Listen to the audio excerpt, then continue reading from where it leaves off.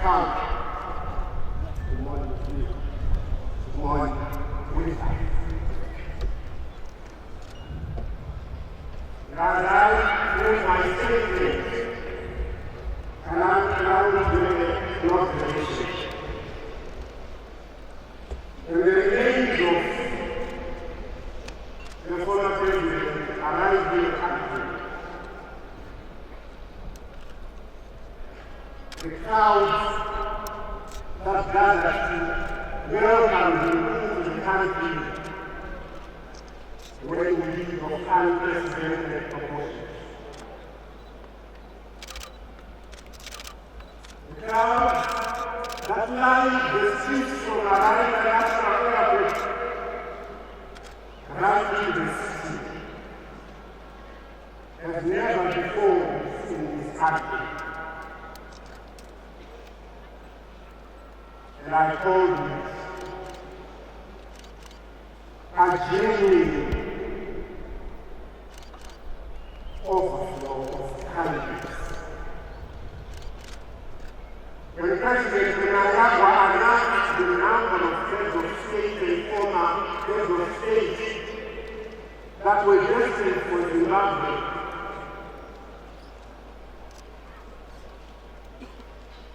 I knew, we knew that our father was a revered and loved person. He went well with you, head of state and government. And he never would have wanted anything done that was below her and below standard. And I know, because yes, there's a member of the family. For some time I was also in government. Our father had very strong family views. He set out after the liberation, the attainment of the liberation struggle. He set out to unite the family. To unite the family, not just the core family of the Mugabe, but proceeded to the extended family, to the capital of the family. To unite the Bushu of the land, and to ask them to love each other, to assist each other, empathize and sympathize with each other. And I say that for us, this was one of the greatest lessons that we must pass on to our own children. A lesson that gives not only back to home, the language of unity and togetherness was his language. He detested tribalism. He wanted a nation that was united. He always recalled the fact that the struggle has been won because of the unity of the oppressed masses of Zimbabwe, not only because of one kind or another. And so that unity and togetherness at the family level and the level of the state became one of the founding principles of our nation. And I hope, I am confident, that as we remember you, as we go through his memory, we call his voice calling us to unity. We recall his voice bringing us together. as a nation. Our father was very particular about the virtues of honesty and integrity. He taught us to be who you are, who we are, not to pretend to be what you are not. This was the motto of Futaba when it was established in 1912. It's about daily to be rather than to do. And he taught us to be who we are. And we are proud, and I know our family will preserve that education that you were given. You are an educationist. He taught you without you realizing that you are being taught. He educated his ministers, he taught them in class, because he wanted them to be of a higher standard, of a higher quality, a higher caliber. And I have no doubt in my mind that this will never leave their memories. Your Excellencies, our father was about consistency. Born on Ghana, told me that their father said to her, I want you to be consistent, to do what you do and carry it to each final and logical conclusion. And not to walk from one thing to another and have many hearts which will amount to nothing. And he gave them an example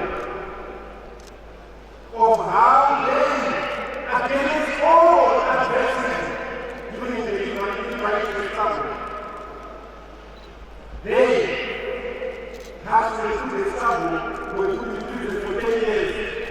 And yet, when they came out, not only did they get back to the task of completing and attaining liberation, but they intensified it until 1980. That is consistency. The Oyama minister that the Latin program probably was not the right way to go. And he said, no, we have had this since the liberation struggle. It is one of the outstanding national questions of the day, and we have to. And it was carried out to its final and logical conclusion. He loved his people. He wanted them to have land, to have resources, so that they would look after themselves. He knew that in the process of doing so, he would anger certain sections of our society. He knew. And yet, the benefit of looking after his people told him that it was better for those other sections of the society to be angry while the benefit of Zimbabwe benefited from the land government. He introduced digitalization and economic environment because he wanted people to participate in the realization of economic development in Zimbabwe.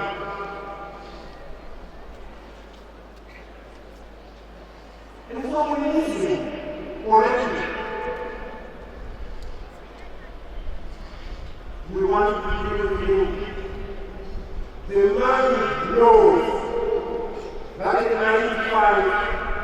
the sun must go. And yet the heart says no. We would have wanted to happen. And this is why we want to.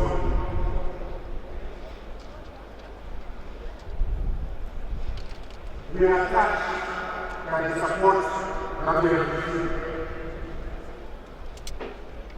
And we are touched by the support that has come from the international community. And we hope that this will enable him to go away a happy man.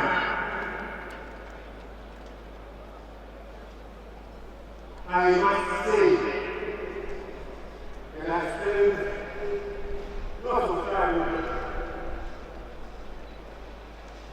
towards the end of his life.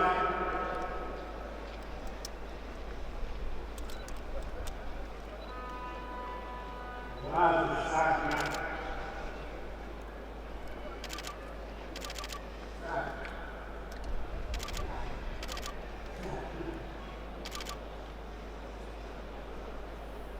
They called fire.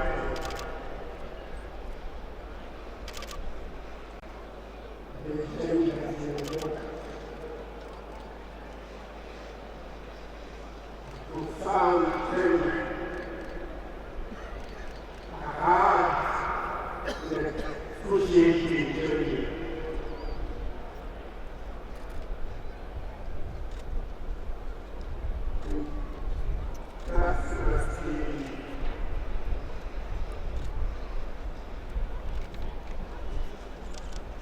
To show what you want to have.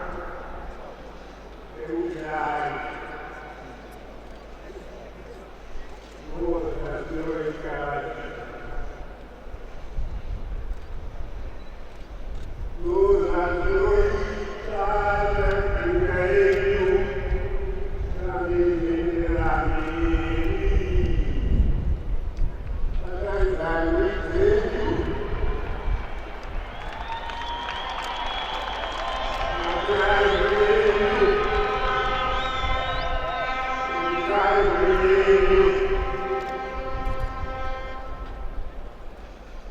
I thank you.